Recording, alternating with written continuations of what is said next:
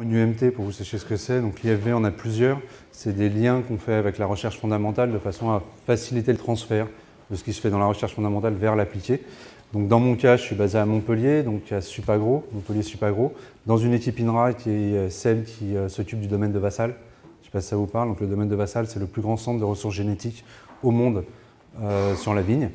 Et en fait, les travaux, c'est essentiellement création variétale, sélection clonale, et en fait apporter tous les outils de la génomique pour la viticulture. Donc la génomique comme ça, c'est pas forcément un sujet qui est hyper sexy. Dans les salons, ça marche pas terrible.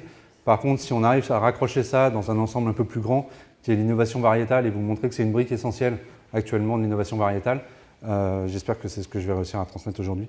Vous montrer que c'est vraiment une brique qui pourra vous aider pour plus tard. Donc, pour présenter l'innovation variétale, finalement, pour moi, l'innovation variétale, il y a deux piliers. Il y a un pilier, c'est le besoin, et il y a un pilier, c'est la connaissance scientifique actuelle au moment précis. Donc à l'époque, au moment de la domestication, c'est quand au néolithique, il y a un bien qui s'est dit, finalement, au lieu d'aller dans la forêt, me faire bouffer par des bêtes sauvages très méchantes, et si finalement je prends la vigne et je la ramène près de chez moi et que je la cultive, ce sera beaucoup plus simple. Et puis après, le deuxième besoin, c'était de dire, si je cultive une vigne sauvage, donc je ne sais pas si vous connaissez la vigne sauvage, c'est sexe séparé, ça produit très peu, c'est pas hyper intéressant, donc ce que je veux, c'est sélectionner parmi ce qui va ressortir, donc soit au niveau clonal, soit parmi les germes qui vont sortir des pépins que j'ai jetés dehors, essayer de sélectionner quelque chose qui produit beaucoup plus. Et en fait, ça a été la première étape. La première étape de l'innovation variétale, ça a été de passer des sauvages aux cépages qu'on connaît actuellement, avec quelque chose d'hermaphrodite, donc ça permet d'avoir un rendement plus élevé, et puis surtout des baies beaucoup plus compactes et beaucoup plus de production. Donc ça s'est fait, inconsciemment, mais ça s'est fait. Après, on va beaucoup plus loin, donc on avance. Il y avait encore un besoin qui était donc Boucher, qui est Louis Boucher. Le besoin, c'était de dire, j'ai des cépages méridionaux, mais ils sont très pauvres en couleur. Par contre, ils sont adaptés au terroir. Donc, qu'est-ce que je dois faire et qu'est-ce que je vais aller chercher dans la science pour arriver à améliorer le système? Donc, lui, ce qu'il a été chercher, c'est finalement, si je connais les parents et que je fais un croisement, a priori, dans les descendants, je vais avoir quelque chose qui se rapproche des deux parents. Donc, il a cherché à avoir des cépages adaptés au terroir et qui produisent de la couleur. C'est comme ça qu'il a fait la licande Boucher. Donc l'idée, ce qu'on a appris, c'est finalement arriver à faire des croisements qui étaient des croisements ciblés. On choisissait les parents. Donc il y a d'autres hybrideurs qui ont fait d'autres cépages que vous connaissez déjà. Petit hommage à M. Bacot. Autre besoin, encore pour vous expliquer qu'effectivement, à chaque fois qu'il y a eu de l'innovation variétale, c'est surtout parce qu'il y avait une demande, il y avait un besoin. Donc la crise phylosphérique, je ne me rappelle pas ce que c'est. Pour répondre à ces techniques, donc il y a eu les porte-greffes et les hybrides producteurs directs. Et donc là, qu'est-ce qu'on savait? On savait que chez des vignes américaines, chez des vitis, qui étaient interfertiles, il y avait ces résistances. Donc la question de Bertrand sur les maladies du bois, on va faire la même chose. On va voir s'il y a des résistances pour les maladies du bois dans d'autres espèces. Et on va essayer de les introduire de la même façon. Donc là, vous avez un plan de croisement du Villard Noir, où ils ont fait un boulot énorme, ils ont fait plein de croisements. Et ça a permis d'obtenir soit des porte-greffes, soit les hybrides producteurs directs, qui répondaient aux besoins du moment, qui étaient de la résistance. Donc en bas, il y a une petite statue, on ne voit pas bien là. C'est deux femmes qui s'embrassent, ce n'est pas un fantasme, ce n'est pas un débat de société actuel. C'est juste pour illustrer que la jeune femme, qui est la vigne américaine, elle vient aider la vigne européenne. Donc à l'époque déjà, ils avaient réussi à montrer via une statue le transfert de la recherche pour aider la viticulture.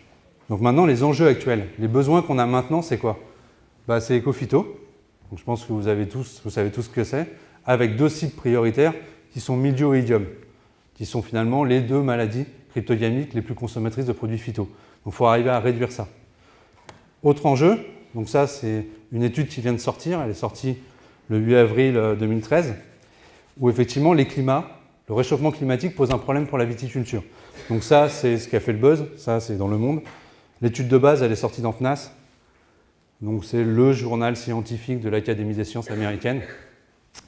Et dans cette étude, en fait, ce qu'il montre, c'est que le réchauffement climatique va engendrer, donc il a pris 17 schémas, 17 modèles de changement climatique, et il a regardé finalement avec la viticulture, est-ce que c'était compatible ou pas. Et bien il se trouve que dans 50% des cas, en rouge, la viticulture, elle est implantée maintenant, en 2050, c'est plus compatible avec le climat. En vert, c'est implanté maintenant, il y a plus de 50% pour le vert clair qui dit qu'effectivement ça restera compatible, vert foncé plus de 90%, et en bleu, c'est les zones qui a priori maintenant sont favorables. Je m'appelle Loïc Lequin, je suis breton, moi j'investis. Alors voilà, donc là je vous ai présenté les besoins. Deuxième pilier, finalement, c'est quoi les connaissances actuelles? C'est là qu'on rentre dans le truc qui n'est pas hyper sexy, c'est la génomique. Donc les connaissances actuelles, au final, c'est j'ai de l'ADN, donc ça, tous les organismes vivants en ont, et, hop là, pas que je fasse de bêtises, de façon indirecte, donc je ne rentre pas forcément dans les détails, de façon indirecte, cet ADN, ce qu'il y a dans l'ADN, finalement, c'est le plan, la construction, le plan de construction du cépage que je vais avoir à la fin. Donc ça, c'est les connaissances actuelles. Alors, ce qu'il faut savoir, c'est que cet ADN, il a tendance à muter. Donc, ce qu'on appelle muter, ça fait un peu peur, ça fait X-Men, il n'y a pas que ça. Donc, ça mute en permanence. Chez l'homme, un grain de beauté, vous avez muté. C'est pas pour ça que vous connaissez un professeur célèbre et que vous avez une combinaison. Mais, donc, quand ça mute, il y a deux possibilités. Soit la mutation, elle est silencieuse, c'est-à-dire il n'y a pas d'effet sur le phénotype, il n'y a pas d'effet réel sur ma plante, soit elle impacte ce qu'on appelle mutation fonctionnelle, et donc elle peut, en fonction de l'endroit où ça a muté et du moment où ça a muté, vous avez différentes conséquences. Ça peut être tout simplement une baie qui est très jolie, ça peut être une grappe qui est très jolie, mais ça peut être aussi un nouveau clone. Ça ne se voit pas bien là, finalement c'est un uni blanc qui présente des feuilles qui sont ce qu'on appelle frisées. Donc, et là, on a un nouveau clone, création d'un nouveau clone.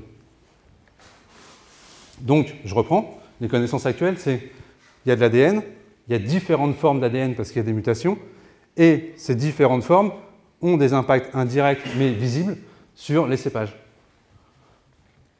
Ce qui donne, si on reprend ça à l'échelle géologique, la vigne c'est une espèce qui est très ancienne, finalement on a eu le temps d'accumuler plein de mutations, et donc on a créé la biodiversité qui existe. Ces mutations, elles ont un aspect fonctionnel, c'est des traces qui sont dans le génome. Après, l'autre chose, c'est quand on fait un croisement, on va à ce qu'on appelle brasser l'ADN, c'est-à-dire si je prends papa, il a 2 chromosomes, maman, elle a 2 chromosomes, les descendants n'ont jamais la même combinaison, c'est un brassage, on crée de la diversité. À l'échelle de la vigne, si je fais un croisement, en termes de combinaisons possibles, c'est 4 puissance 19. Afin d'illustrer ces propos de façon un peu plus claire, le croisement Pinot-Gouet, donc 2 chromosomes de papa, 2 chromosomes de maman, ça a permis de créer toute cette diversité. Et là-dedans, il y a quasiment l'ensemble des cépages que vous utilisez en Beaujolais. C'est issu d'un seul croisement. Donc, les outils qu'on a aussi actuellement. On a depuis 2007 le décryptage du génome de la vigne. Donc le génome de la vigne, c'est quelque chose qui, c'est comme un gros livre, ou si on prendrait une lettre, c'est un gros livre de 470 millions de lettres. Ça représente 127 fois la Bible, on s'amuse à calculer. Et en fait, là-dedans, on va chercher des mutations. Hyper compliqué, mais on va chercher des mutations là-dedans. Dans ces 127 Bibles, des fois, il y a une lettre, c'est pas la même. Et ça explique que finalement, le cépage, il n'est pas blanc, il est rouge. Donc, séquençage de la vigne, qu'est-ce que c'était? Finalement, c'est comme s'ils avaient un puzzle. Donc, je vous invite à le faire. Je me suis amusé à le faire en TP pour des étudiants. Vous prenez une image, vous la photocopiez 12 fois, vous découpez de façon différente, déchirez de façon différente, vous mettez tout dans un bol. Vous tirez les images et vous essayez de reconstruire l'image. Comme ça, en tirant les papiers. Hop. Donc ça vous occupe une après-midi, ça occupe les étudiants, c'est sympa, surtout quand il pleut. Mais c'est comme ça qu'on a fait finalement pour le séquençage de la vigne. On a eu plein de morceaux d'ADN et puis on a essayé de les recoller. Sauf qu'on en avait 12 millions. C'était un peu plus compliqué, tu vois, découper en 8. On en avait 12 millions et en plus on ne savait pas à quoi ça ressemblait à la base. Donc il a fallu reconstruire l'image petit à petit. Donc ça a duré plusieurs années, ça a coûté 12 millions d'euros. Vous allez me dire c'est beaucoup d'argent pour pas grand-chose. Mais en fait, entre-temps, il y a d'autres outils qui sont apparus qui permettent de rapidement d'obtenir plein d'informations d'ADN. On a plein de petits fragments qui sortent de partout. Mais maintenant que j'ai l'image, c'est très facile de prendre le fragment et de le coller à l'endroit où il doit être. Je sais très bien où il est.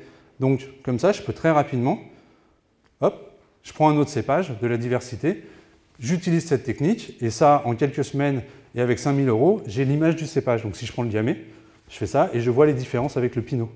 Et j'essaye de relier ça, finalement, aux différences que je vois entre les deux cépages. Donc, finalement, c'est ce qu'on fait. On fait ça, on regarde, on reséquence, et toutes les petites pièces qui sont différentes, on appelle ça des polymorphismes moléculaires. Donc là, j'ai des différences au niveau du génome entre cépages. Et le jeu, après, c'est des études statistiques. Plus j'ai d'individus, plus c'est facile, parce que statistiquement, je suis fort. Et bien, je m'amuse à relier ces différences à des phénotypes, à des caractéristiques de la plante. Donc les caractéristiques, là j'en ai listé quelques-unes, mais c'est juste pour illustrer. Tolérance à la sécheresse, on commence. Résistance aux maladies, Minjo-Oïdium, on sait déjà pas mal de choses. Jean-Michel présentera les premiers résultats. Donc on les utilise actuellement, ces données. Là, on n'est pas dans le flou, là, on est vraiment dans le réel. On fait des croisements et les descendants, on les sélectionne parce qu'ils ont plusieurs résistances, grâce à ces marqueurs moléculaires, grâce à ces polymorphismes moléculaires.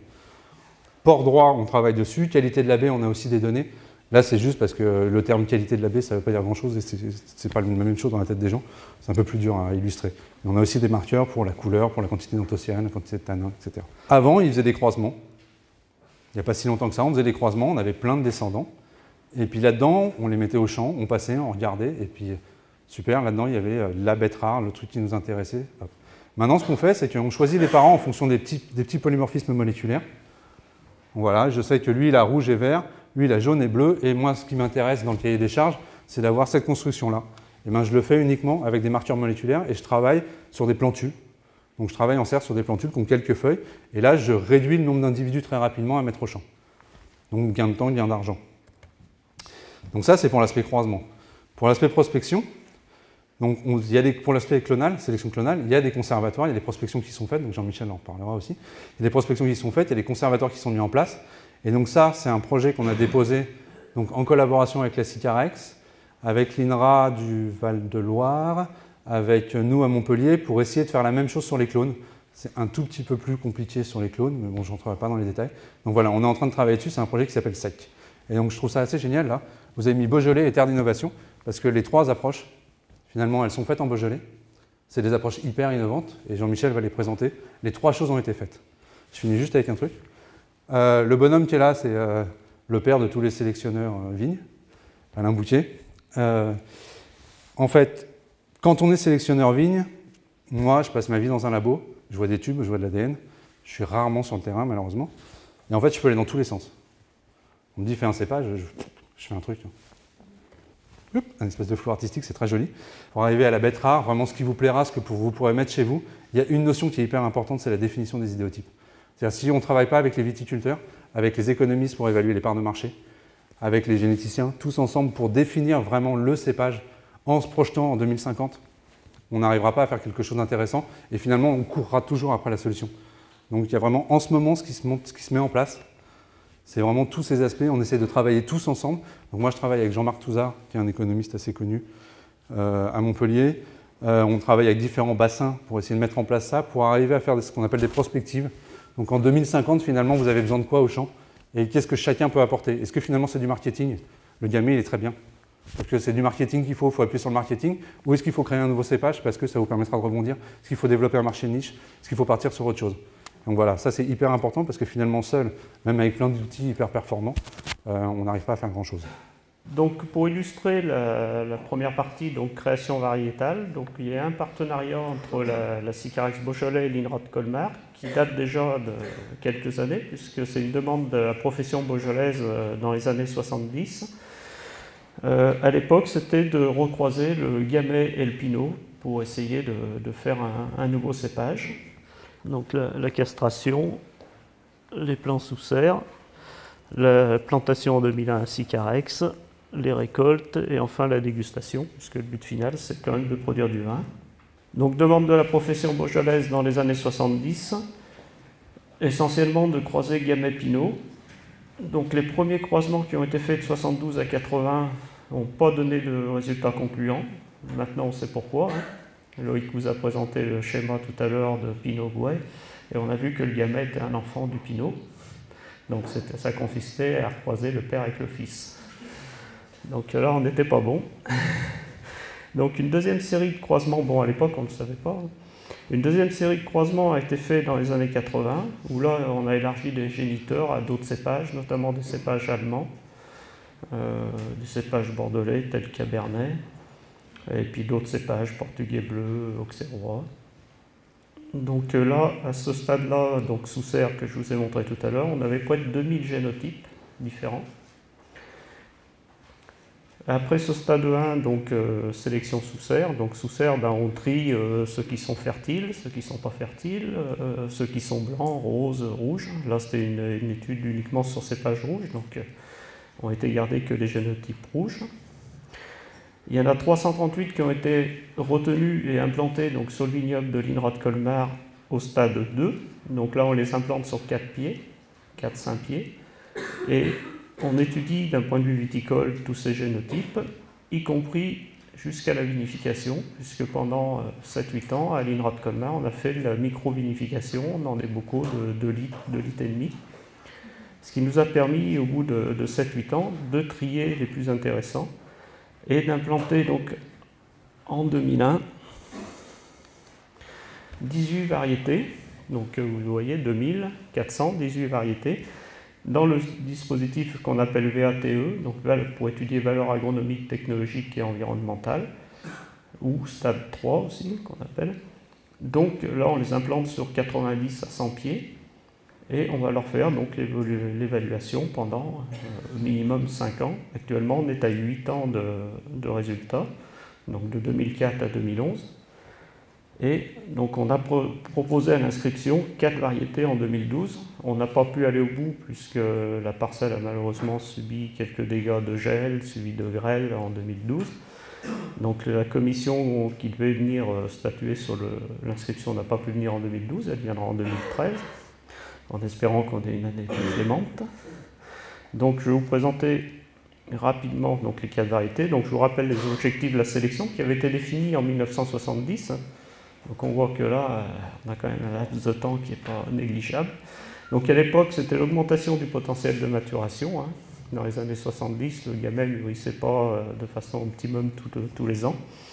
Moins d'acidité sur les vins de gamay, donc c'est directement lié à la maturation. Sortir des vins, donner des vins plus colorés et plus structurés. Bon, le gamay est un cépage quand même pas très coloré et pas très structuré au niveau tanin, le pinot non plus. Une qualité olfactive donc supérieure ou égale au gamay, on voulait garder un cépage aromatique. Et également travailler la tolérance à la pourriture grise, puisque c'est également un gros problème certaines années. Donc les 4 cépages qui ont été retenus en préinscription, donc qui vont être étudiés et validés ou non cette année par le ministère. Donc le premier, c'est le Picarla. Donc là, je peux vous donner les noms, puisque les noms ont été déposés et ont été validés. Donc le Picarla, en fait, c'est un cépage, un croisement de Pinot par Cabernet. Donc un peu le nom Pinot Cabernet. Picarla, en fait, c'est un ancien nom du patois lyonnais. C'est le gamin ou le gone lyonnais. Donc c'est un cépage qui a la particularité d'avoir un cycle végétatif très court. C'est-à-dire qu'il a un débourrement à peu près 8 à 10 jours après le gamay. Donc ça peut être intéressant dans certaines situations juives. Il a une récolte à peu près comme le gamay, donc c'est un cépage première époque. On a un rendement limité, on a des grappes assez moyennes et surtout des petites baies. Donc on fait des vins très concentrés, donc très colorés, très tanniques. Par contre très peu acides, on est plutôt au niveau acidité du pinot. On a facilement des pH sur vin fini proches de 4. Donc en dégustation, il ressort très fruité, très épicé. Donc la bouche peu acide, mais qui est compensée par le gras et les tanins. Et donc il y a une bonne persistance aromatique. Donc le deuxième cépage qui a été retenu pour l'inscription, on l'appellera le Beaugaret. Donc là, c'est un cépage, c'est un croisement de gamay avec un cépage allemand qui est l'Eldrodreb, qui est également déjà un métis dans lequel on retrouve du portugais bleu et du limberger. Donc celui-là, il a une caractéristique, c'est qu'il a un port très droit, donc facilité culturelle. Des rendements un peu plus élevés que le précédent. On a plutôt un type de grappe Syrah sur ce genre de cépage. Également des vins très colorés, assez tanniques, par contre plus acides que le précédent. Donc là, en acidité, on se rapproche un petit peu du gamay. En dégustation, on a quelque chose d'assez complexe. Au nez, ça va du fruité floral épicé. Une bouche très équilibrée du fait qu'il est un peu plus acide, tannique, du gras, et également une bonne persistance aromatique. Donc le troisième, c'est le Gamino. Donc là, c'est un des gamay Pinot qui avait plus ou moins bien marché au départ et qui avait mieux réussi en deuxième série de croisements. Donc c'est le seul qu'on ait gardé en croisement effectivement Pinot-Gamay. Donc c'est également un cépage première époque. Donc là on a des rendements limités, des petites grappes à petites baies. Donc là on se rapproche d'un type Pinot au niveau grappe. Des vins peu acides, colorés et structurés. On a en dégustation une complexité également, fruité, épicé, peu acide. Intensité tannique qui n'est pas excessive, qui reste dans la moyenne, mais beaucoup de gras, une bonne persistance aromatique. Donc ça, c'est le genre de cépage qu'on pourrait imaginer demain, notamment dans la nouvelle appellation Coteaux-Bourguignon, par exemple. Et enfin, le dernier qui est un peu plus exotique, puisque là, on n'a ni Pinot ni Gamay dans les parents, donc le Granita. Là, on a de l'Auxerrois croisé avec du Portugais bleu. Donc, on a un peu diversifié. Donc, c'est également un cépage précoce de première époque, apport droit. Rendement limité, donc là, c'est le fait que la grappe est très lâche. Toujours des petites baies, on a toujours des concentrations dans ces vins-là assez élevées. Là, on passe sur un type de grappe, type Gamaret pour ceux qui connaissent, où on a une grappe assez lâche, et ce qui nous donne une très bonne tolérance à la pourriture. On a vu que c'était dans les critères de sélection. Donc, sa particularité, c'est que c'est des vins peu alcoolisés, c'est-à-dire qu'il a une maturité plutôt autour des 11 degrés, 11-12 degrés. Par contre, il n'est pas du tout acide, donc ce n'est pas un inconvénient. Des vins colorés, très structurés. Très complexe en dégustation également, très aromatique, et surtout, sa particularité, c'est d'avoir des tanins très soyeux, très souples. Donc lié à un bon complexe aromatique. Donc ce cépage-là, je vous le ferai goûter à la pause. Donc pour illustrer ensuite la deuxième partie de l'exposé de Loïc, donc là c'est pour revenir sur le conservatoire Gamay. Donc là vous voyez une prospection donc en Suisse. Donc c'est pour illustrer un petit peu les étapes, hein, prospection en Suisse. Là, en hiver, on va chercher les greffons des pieds qu'on a marqués. Donc là, c'est une prospection en Italie. Ensuite, au laboratoire, on fait les tests ELISA, puisque sur le conservatoire, on va rentrer uniquement des clones sains. Donc passage en pépinière, et ensuite plantation de notre conservatoire à Lisieux. Donc les prospections se sont déroulées de 2003 à 2005 pour la première phase, et on a complété en 2008 par une deuxième phase. Donc 3 pays prospectés, la France, l'Italie et la Suisse, 13 régions viticoles différentes, et ce qui nous a permis de visiter quand même 112 parcelles. Donc actuellement dans le conservatoire, sur la plantation 2006 plus 2010, on a 880 clones de gamay noirs différents, 33 clones de gamay de Bouze, 32 clones de gamay Chaudenay, 25 clones de gamay Fréau, plus quelques divers, type gamay de juillet, gamay précoce. On a également mis les parents, donc Louet et Pinot. Donc on a commencé la caractérisation des données de ce conservatoire, notamment sur la plantation 2006. Donc on a fait ça sur 2 ans, 2011-2012. Donc là c'est juste pour vous illustrer un petit peu ce qu'on peut déjà en retirer au niveau variabilité. Donc en nombre de grappes par pied par exemple, sur les 880 clones de gamay, enfin là les 880 n'ont pas été étudiés, mais sur 450 clones par exemple, on passe quand même de 4 à 25 grappes par pied dans les extrêmes. Le clone 787 qui est implanté toutes les 50 accessions nous sert de référence, plus un clone qu'on connaît en Beaujolais. Donc le clone 787 en moyenne est autour des 15 grappes par pied. Le poids de 100 baies qu'on regarde aussi varie de 97 à 315 grammes par pied. Donc 787, on voit qu'on est à 222, autour des 220 grammes. Degré probable, on voit qu'on a une grande variation, hein. On passe de 4,3 jusqu'à 13,6 degrés. Donc en moyenne 787, on est à 18. L'acidité totale, pareil, de 3,8 à 13 grammes par litre, c'est assez variable. Et le pH de 3 à 3,46. Donc ça, c'est des observations qu'on fait au moment de la récolte. Donc on va compter le nombre de grappes. Il y a 5 pieds par clone. Donc on compte le nombre de grappes par pied. Et ensuite, on fait un prélèvement de 100 baies qui nous sert à faire les analyses au laboratoire. Donc c'est assez long, hein, parce que si on veut passer toutes les accessions. Bon, après, on va étudier au cours de l'année, on va regarder d'autres caractéristiques. Hein. Donc là, vous avez par exemple la découpure des feuilles. Là, vous avez une feuille de gamay entière. Et là, avec des sinus latéraux très profonds, très découpés, à 5 lobes. Là, vous pouvez voir la structure des grappes. Là, vous avez de la petite grappe. donc un gamay plutôt à petite grappe. Et là, un gamay à grappe double, par exemple, soit épaulé, mais dans ce cas-là, c'est carrément un peu de la grappe double. La fertilité, ça se voit assez rapidement aussi. Hein. Là, vous voyez qu'il y a beaucoup de grappes, alors que là, sur ce clone-là, bon, on voit une grappe ici, là, il n'y en a pas. Un facteur aussi qu'on regarde beaucoup, c'est le port du gamay. Donc là, vous avez un clone à port droit, vous voyez, qui est au printemps, avant le palissage, il pousse tout droit. Et là, vous avez un port, ce qu'on appelle semi-érigé, qui a tendance à se coucher sur le rang. Ce n'est pas un port retombant, parce qu'un port retombant, on redescendrait carrément. Pour les variétés résistantes, c'est un point qu'on voulait illustrer, parce qu'actuellement, il y a un gros débat autour de ça, notamment avec ce qu'on a appelé les variétés d'Alain Boutier, pour ceux qui connaissent, ou avec le fait que peut-être ailleurs, en Europe, il y ait des variétés résistantes qui soient proposées.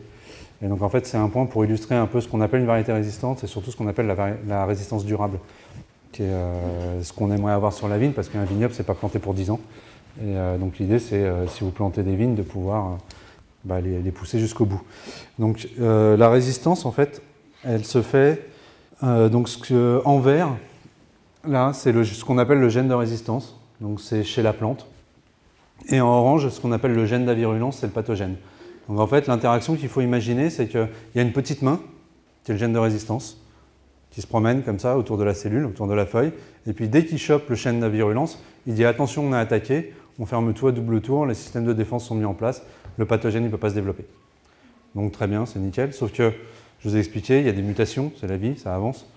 Le jour où le gène d'avirulence il mute, que le gène de résistance ne peut plus le reconnaître, et ben on arrive là. C'est-à-dire, j'ai le gène de résistance, ça a muté, le pathogène il se développe. Et là, on perd la résistance. Donc, notre illustration, si ma vigne elle a un gène de résistance jaune qui reconnaît les croix jaunes, et ben, il y a un moment, elle va reconnaître des pathogènes qui ne vont pas pouvoir se développer. Voilà. Et puis le jour où il y en a un qui mute, il est tout seul, il est super content, il a plein à bouffer, il invite tous ses copains, et en fait, c'est lui qui devient majoritaire dans l'environnement. Et comme on n'est plus capable de le reconnaître, parce qu'on ne sait pas reconnaître les triangles, eh ben, on perd le gène, on perd la résistance et on repart en arrière. Donc on repart 10 ans en arrière quand on n'avait pas de résistance. Donc c'est ce qu'on appelle en fait des contournements. Alors pendant longtemps on nous a dit c'est théorique, c'est théorique, c'est théorique. Il y a 2 études qui viennent de sortir. La première qui montre qu'effectivement il y a un gène de résistance au mildiou, le gène de résistance RPV3 qui est présent chez Bianca, mais c'est le même qui est présent chez Regent, qui a été contourné par une souche. Donc on le voit là, la souche c'est elle qui le contourne. Et puis il y a un gène de résistance à l'oïdium, RUN1, qui était un gène réputé pour être quand même super solide, qui a été contourné aux États-Unis. Ouf, c'est chez eux. Mais il a quand même été contourné. Voilà, donc il a été contourné par une souche qui est hyper pathogène, qui est dans un tout petit endroit. Ils l'ont vraiment cherché, ils voulaient la trouver, mais elle existe quand même. Voilà. Donc c'est plus une vue de l'esprit, le contournement, ça existe et donc ça peut nous arriver. Le gène RPV3, il a été contourné en Europe. Pas en France, mais en Europe. Donc l'idée, c'est d'avoir 2 gènes de résistance, parce qu'à ce moment-là, si on reconnaît les croix et les triangles, il y a plus de chances que le pathogène garde au moins un des deux ou perde pas les deux, sachant qu'au final, les mutations s'accumulent un peu avec le jeu du hasard, et puis après, c'est la sélection naturelle qui fait son travail, qui garde que les mutations favorables. Donc il y a peu de chances que les 2 mutations tombent, probabilité plus faible qu'elles tombent sur la croix et sur le triangle. Donc à ce moment-là, on aurait ce qu'on appelle une résistance durable. Alors attention, le terme durable est très relatif. Durable, c'est durable. Combien de temps, j'en sais rien. Durable. Voilà. Après, vous en faites ce que vous voulez, mais c'est comme ça qu'on l'appelle. C'est plus durable que s'il n'y en avait qu'un. Comme ça qu'il faut le prendre. Donc voilà. Et donc pour ramener ça à mon propos sur la génomique, on a actuellement des marqueurs de résistance, parce que vu que pour le moment, ce n'est pas contourné, ben, si j'ai qu'un seul gène, c'est résistant. Que j'ai le gris ou le jaune, c'est résistant. Donc comment est-ce que je peux arriver à valider que ma variété a bien 2 gènes? Et bien à ce moment-là, je regarde l'ADN. C'est la seule façon actuellement de dire, effectivement, il y a bien au moins 2 gènes. Parce qu'il y a ceux que je ne connais pas, mais il y a au moins 2 gènes. Ceux-là, je les connais, ils sont dedans. Actuellement, c'est la seule façon qu'on a pour arriver à valider le fait que ce sera durable, avec tout ce que durable entend derrière. Voilà, un petit point sur lequel je voulais insister. Et donc pour les créations qui ont été faites, c'est ce procédé qui a été utilisé pour valider la présence d'au moins 2 gènes. Donc le programme en Beaujolais, pour illustrer ce volet résistance, donc qui est assez récent, hein, puisque c'est des mises en collection en 2011 et 2012. Hein. Donc on a implanté 12 cépages résistants, donc 6 blancs et 6 rouges, provenant de 2 programmes de sélection, donc pour 9 cépages de l'INRA. Donc là, c'est des croisements à base de Muscadinea et Amurensis, pour avoir justement les gènes résistance Midiou et Odium, et multiples. Et l'autre programme, c'est le programme de la station de recherche de Changin, où là, on est reparti d'anciens hybrides, type Bronner, avec des complexités généalogiques assez compliquées, quoi. On a montré tout à l'heure un exemple, et qui ont été recroisés avec le Guiamaret. Donc dans ces cas-là, on a quand même une petite filiation Gamay, puisque un des parents du Guiamaret est le Gamay. Et l'avantage, c'est qu'on travaille également sur ces hybrides-là, la résistance à la pourriture qu'on a conservée du Guiamaret, qui n'est pas une résistance, qui est une résistance mécanique, hein, qui n'est pas génétique, enfin, ou indirectement. Donc les premiers contrôles viticoles ont eu lieu en 2012. On n'était qu'en deuxième feuille, mais on avait beaucoup de vigueur, donc on a pu conduire ces premiers contrôles. À la taille fin de première feuille, on a laissé une baguette droite au fil. Donc la bonne nouvelle, c'est qu'on a quand même une bonne résistance, puisque vu la pression parasitaire, enfin fongicide, fongique en 2012, même les modalités sans traitement ont résisté. Donc la moitié de l'essai est conduit 0 traitement, la moitié de l'essai est conduit avec 2 traitements, et les variétés témoins, donc Gamay et Chardonnay, eux sont conduits avec un programme classique pour 2012 à 7 traitements. Et l'autre moitié des cépages résistants est conduit donc avec 2 traitements fongicides, justement dans le but de contrôler les maladies secondaires qui se développent quand vous arrêtez les traitements. Donc là, notamment sur ce secteur, l'essai est implanté sur Pouilly. Sur le secteur, on est très sensible au black rot. Et malgré qu'on soit en deuxième feuille, donc sur du terrain où il n'y avait pas de grappes l'année d'avant, on a eu des fortes attaques de black rot. Donc sur certaines variétés, sans traitement, c'est assez catastrophique. Par contre, avec 2 traitements fongicides, donc notamment des anti-odium, on arrive très bien à contrôler le black rot. Donc sur les modalités de traitement, il n'y a pas eu de soucis. Donc le but de ces essais, c'est quand même d'inscrire, donc c'est d'aller assez vite, et d'inscrire ces nouveaux cépages dès 2016 au catalogue français. Donc si on anticipe un peu, ça veut dire qu'on peut les retrouver prêts à être utilisés par les viticulteurs environ 2 ans après, si on anticipe les phases de multiplication. Donc c'est des cépages qui pourraient se retrouver sur les exploitations à partir de 2018-2020. Donc là, c'est pour illustrer un petit peu les premiers résultats de 2012. Donc là, vous avez le chardonnay. Donc on a un rang témoin qui n'est pas traité du tout, hein. Donc un chardonnay sans traitement, bien sûr, en 2012. Même le black rot n'a pas pu s'implanter parce qu'il n'y avait plus de grappes quand il est arrivé. Donc là, vous avez le chardonnay 7 traitements, le gamay 0 traitement. Et là, vous avez le gamay à 7 traitements. Là, vous avez le rang témoin qui est pas, de variété sensible qui n'est pas traitée. Et là, vous avez une variété résistante qui n'a pas eu, elle, du tout de traitement. C'est un rang de garde. Donc, c'est des photos qui sont prises à vendange. Pour vous illustrer aussi la sensibilité au black rot, donc là, c'est une variété INRA qui n'est pas résistante au black rot.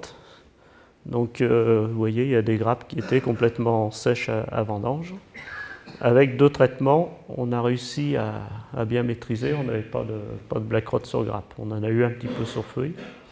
Là, on a une variété suisse et qui ne présente pas de sensibilité particulière au black rot, ou même à 0 traitement, on n'a pas eu de soucis. Donc, un dernier point pour illustrer aussi les croisements. Donc là, on travaille plus sur les porte-greffes. Donc, c'est un porte-greffe, le Nemadex, donc Alain Bouquet. C'est la personne que vous avez vue en photo tout à l'heure, qui a été créé par Alain Bouquet. Donc c'est un porte-greffe qui est tolérant aux piqûres de nématodes, qui a pour effet de retarder la contamination par le cournouet. Donc le nématode, c'est ce qui transmet dans le sol des virus du cournouet. Donc c'est un croisement toujours de Muscadinea, avec du 140, enfin c'est un descendant de Muscadinea, parce qu'il y a eu des croisements avant. recroisé avec du 140 Ruggieri. Donc l'inscription de ce porte-greffe a été faite en 2011. Et en 2007, on avait implanté 2 essais de comportement sur l'Hiergue et Blacé. Donc les premiers résultats en Beaujolais, c'est un porte-greffe de faible vigueur qui est comparable à un Riparia. Les porte-greffes témoins dans les essais donc, sont du SO4 et du 420. Donc au niveau quantité et qualité de production, jusqu'à la dégustation, là, il n'y a pas de différence significative. Donc on est au même niveau de qualité et de quantité. Son seul bémol, c'est qu'il a présenté en 2012, enfin un de ses bémols, c'est qu'il a présenté en 2012, suite au gel d'hiver, une plus grande sensibilité. Donc après renseignement, on sait que le muscadinha est un peu plus sensible au gel d'hiver. Donc ça s'est traduit par un retard au débourrement et un anisme au début de végétation qui s'est compensé derrière. Donc sur la petite photo, là vous avez un témoin SO4 au premier plan. Et le deuxième rang, je ne sais pas si vous voyez, mais c'est le Nemalex. Donc au moment du débourrement, il commençait juste à débourrer et les rameaux étaient beaucoup plus courts. Donc là, c'était juste pour remercier nos financeurs. Hein. Donc ces études, donc pour la création variétale, c'est plutôt François Weber qui finance. Et pour le conservatoire, la caractérisation, jusqu'à maintenant, c'est Terronal. Et on espère pouvoir demain intégrer le projet SEC. Loïc vous a parlé tout à l'heure.